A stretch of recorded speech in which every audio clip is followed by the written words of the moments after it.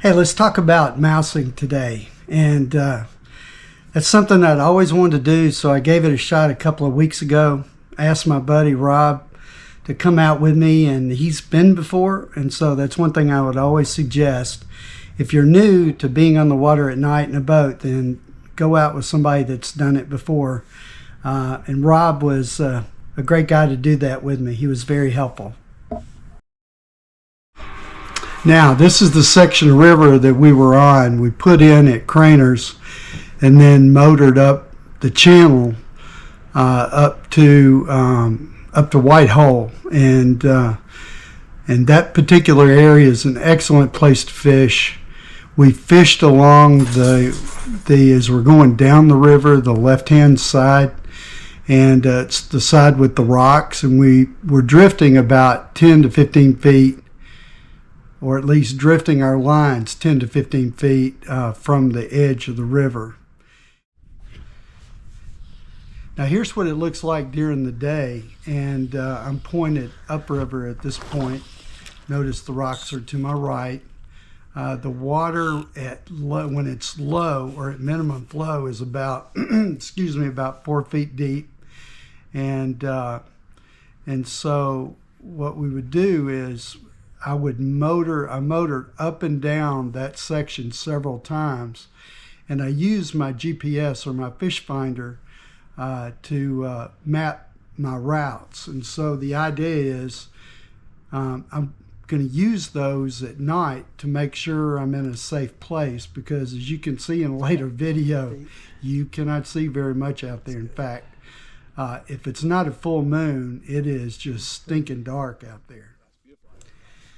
Now, we put in at Craner's dock and then slowly motored up from the dock upstream toward the fishing area.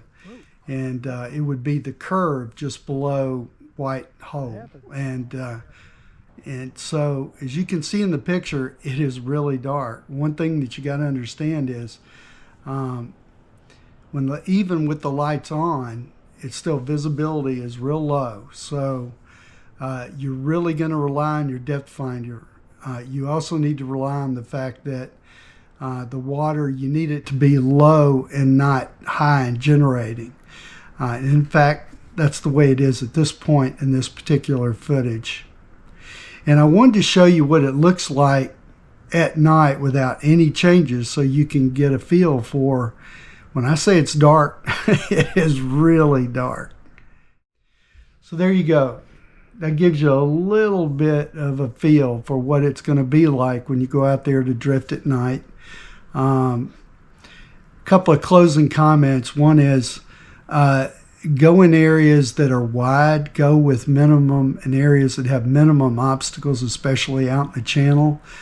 The fish will likely be up right next to the bank, especially the big browns, and go after them with big, tasty, hunky streamers, and have one person at the oar, have the other person fishing, and you guys can switch off and prepare and get to know that water when it's daylight before you get out there.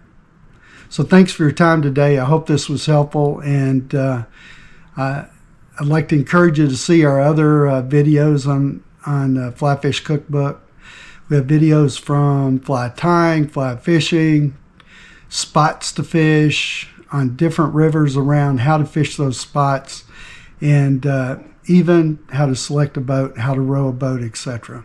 So thank you. You guys have fun and be careful. Drifting, fishing, joking with a friend, laughing about the way the good times been. Lines get tight and the stories get long, singing off key to an old school song. Ain't chasing money, ain't racing the wind, just drifting, fishing, joking with a